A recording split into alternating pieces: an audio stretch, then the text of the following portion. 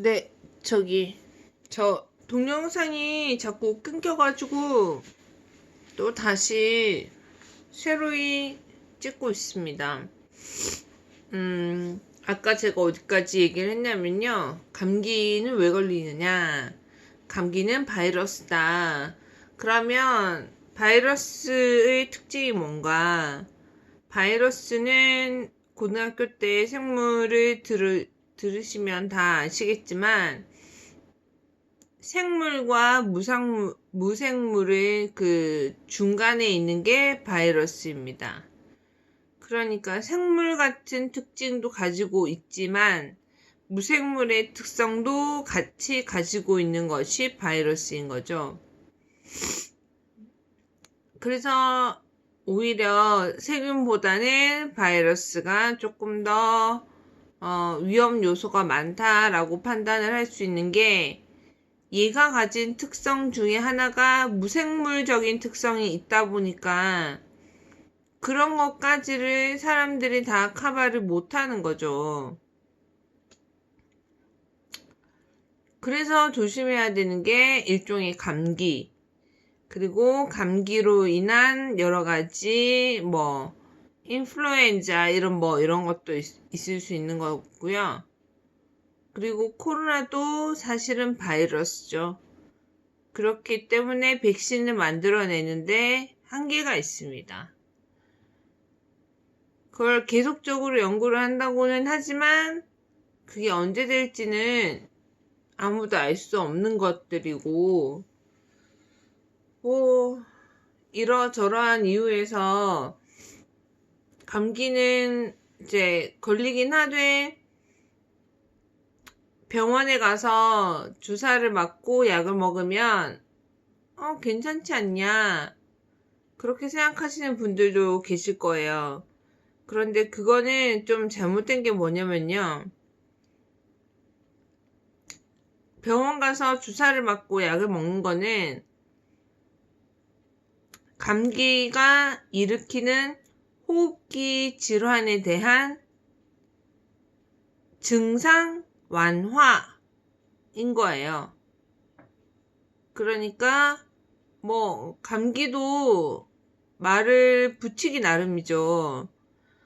코감기, 목감기 이렇게 붙이기 나름인데, 그거는 코감기에 걸린 사람들은 코에 대해서 취약해서 그런 거고, 목감기에 걸린 사람들은 목에 대해서 취약함이 많은 거고, 그렇게 해서 호흡기 질환 중에 자신이 가장 약한 부위를 건드리는 건데,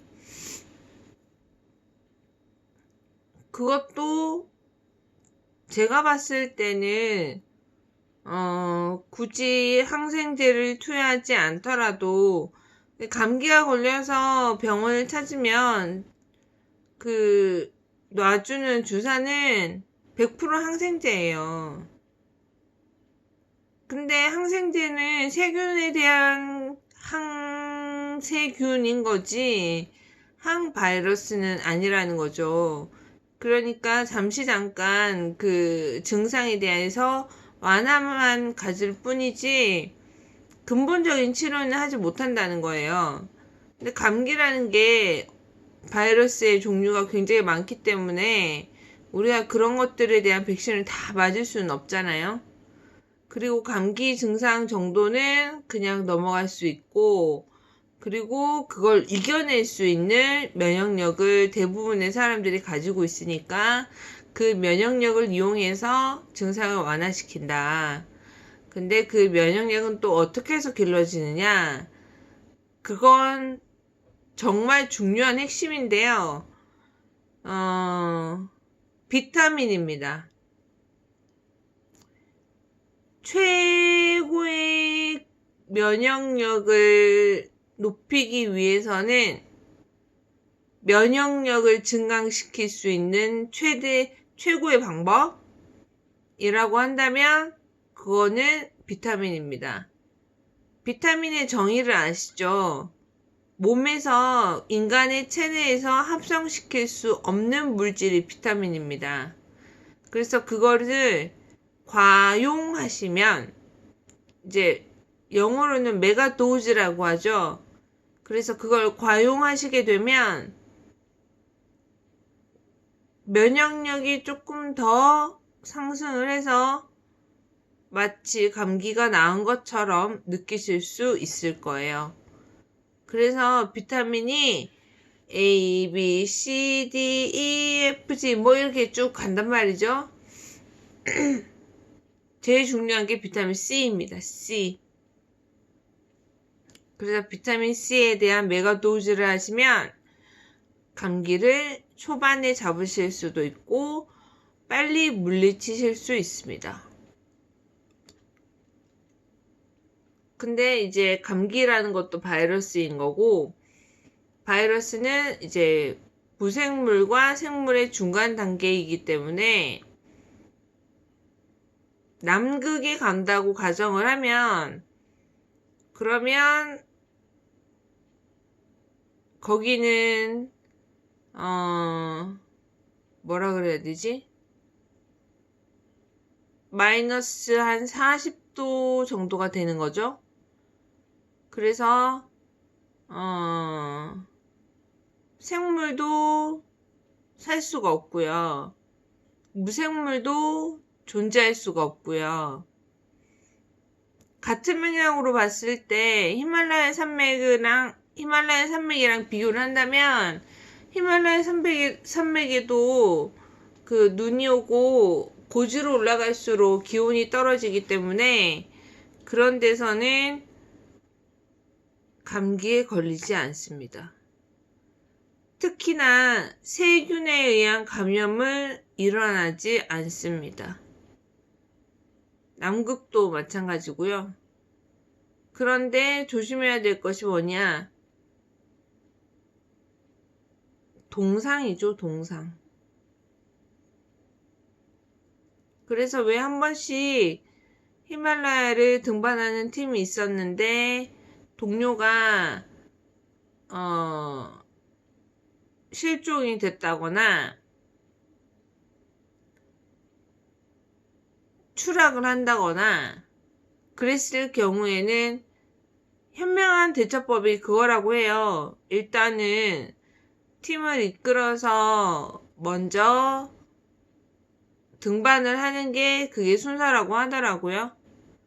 그래서 남겨진 대원은 안타깝지만 그대로 두고 오는 게 맞다고 해요. 그래서 왜 그 어문길 대장이 그 박 누구씨였나? 그 고인을 모시러 갔었죠. 근데 그때도 날씨가 이제 험상궂고 그래서 이제 결국에는 포기하고 오셨지만 그분의 사체는 그대로였다는 거. 그러니까 전혀 부패가 이루어지지 않았다는 거. 뭐 조금 더 시체말로 하자면 냉동인간이 되는 거죠. 그 냉동인간이 된 상태에서 부패도 하지 않았기 때문에 그 인간의 형상을 그대로 유지하면서 그대로 방치가 되었었던 걸 이제 다른 나라에서 원정대가 왔을 때 그게 이제 죽은 사람이니까 고인이 된 그 분을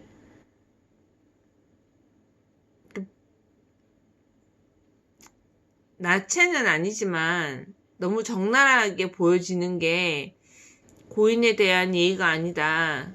그렇게 생각을 하셔서 원정대를 만들어서 출발을 하셨었죠. 그래서 그분은 대단하신 것 같아요. 근데 저는 참 대단하시고 뭐 남극 탐험을 가시는 뭐 세종기지의 연구원들 참 지식도 많고 체력적으로도 대단한 분들이 많으신데 정말 훌륭하다고 생각해요. 훌륭하시게 맞죠. 근데 저는 제 스타일은 그거거든요. 이불 밖은 위험해. 이불 밖은 나가면 안 돼요.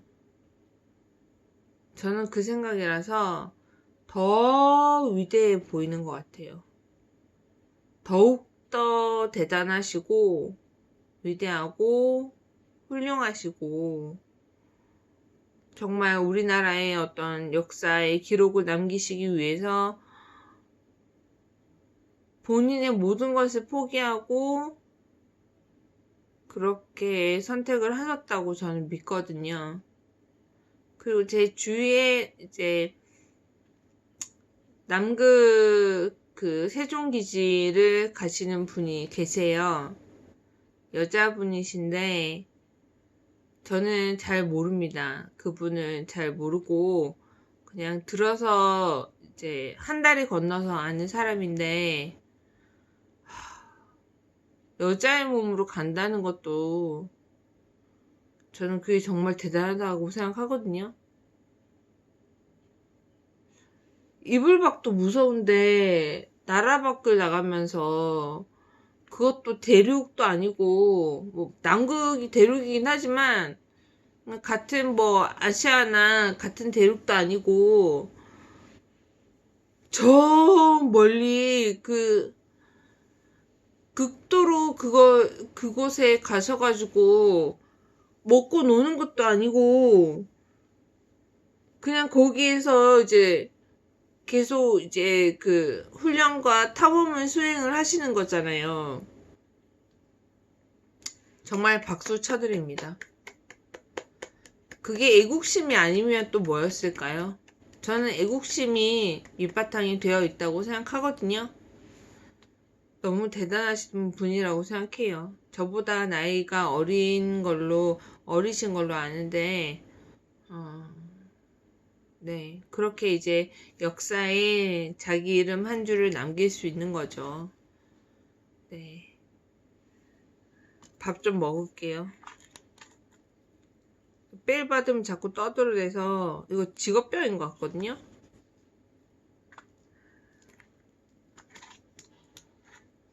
직업병이에요. 직업병. 직업병. 저 발음이 잘 안 돼서. 근데 제가 국어를 가르치는 것도 아닌데 발음이 좀 나빠서야 뭐 어때서 라고 잘 정신 승리를 하는 거죠.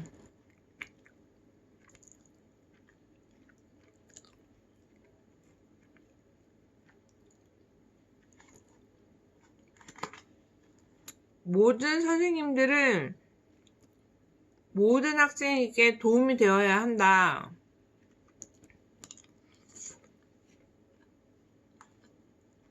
라는 철학을 가지신 분이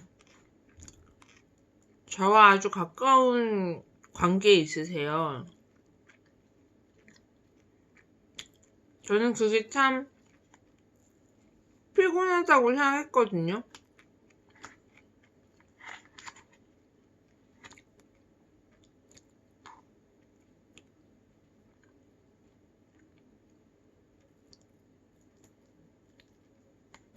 근데 약간 울컥하는 얘기이기도 한데요.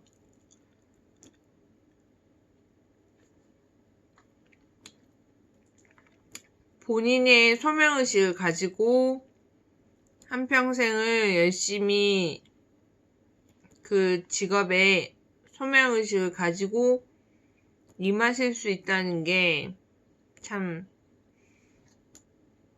그것 또한 훌륭하다고 생각하고요.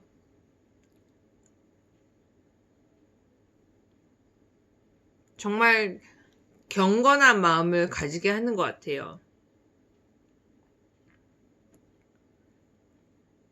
그래서 주위에서 항상 끊임없이 제자들한테 존경을 받으시고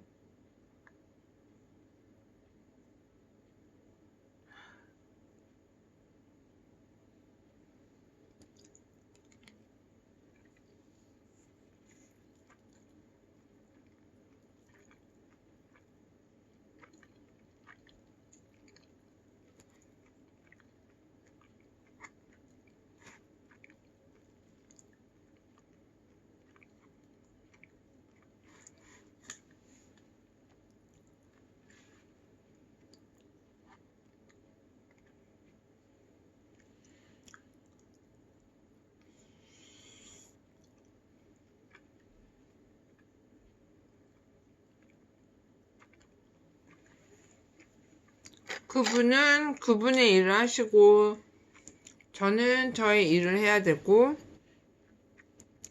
지금 주어진 저의 일은 먹방이니까 먹는 데 충실하겠습니다.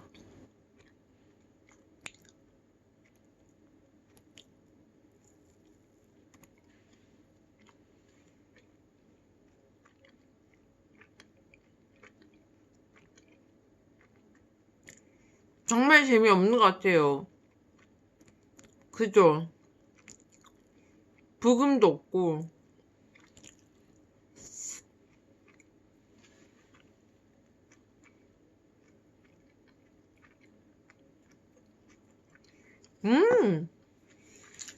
부금이 뭐 별게 있나요? 나 혼자 부금 있는 것처럼 놀면 되는 거지. 부금은 어떻게 만들지?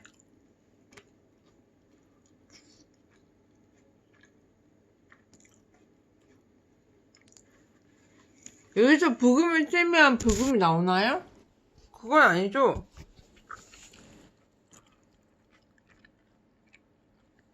아닐 것 같아요.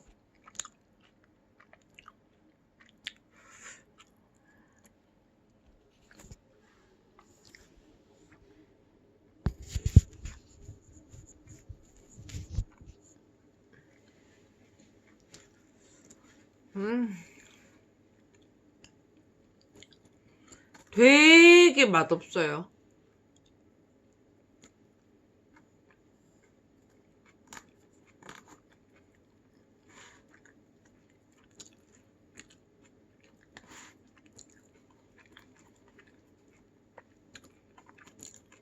진짜 살기 위해서 먹는 밥이랄까?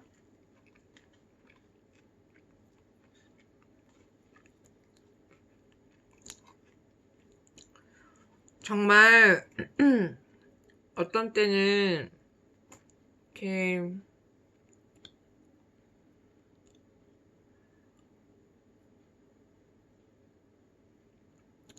기댈 수 있는 사람이 있으면 좋겠다고 생각했거든요.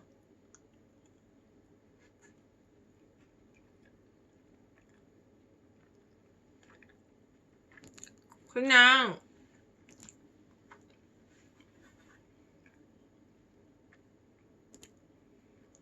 어려운 거는 모르겠고 다 집어치우고 그냥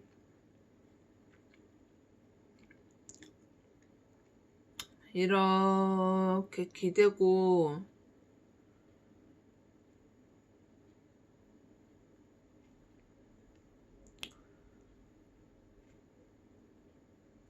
의지를 했으면 좋겠다는 생각이 들 때가 좀 있더라고요.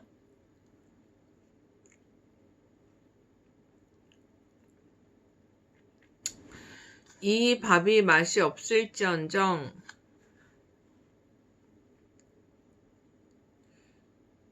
그냥 이렇게 슬쩍 의지하고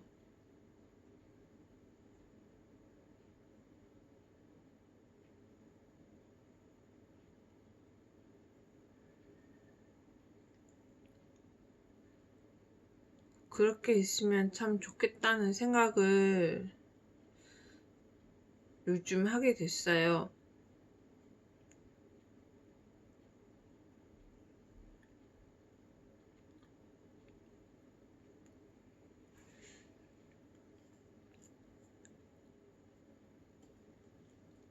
근데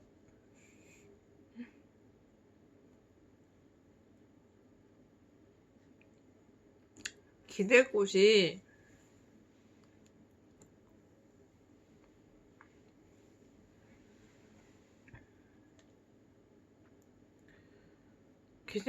뭐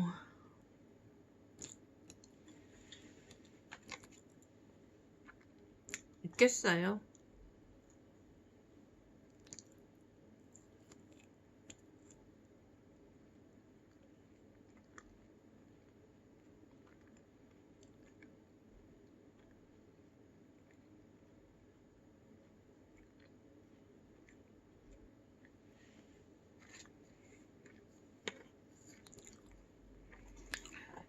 여러분,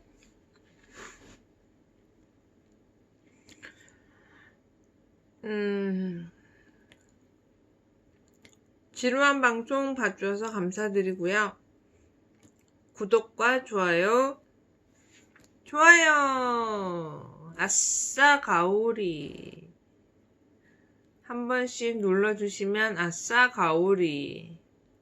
지만 누르지 않으셔도 됩니다. 근데 싫어요는 하지 마세요. 그냥 보지 말고 그냥 떠나가 주세요. 그럼 힘들게 또 뭐하러 또 싫어요를 또 누르시나요? 차라리 댓글로 쓰시던가 부탁드리겠습니다. 감사합니다.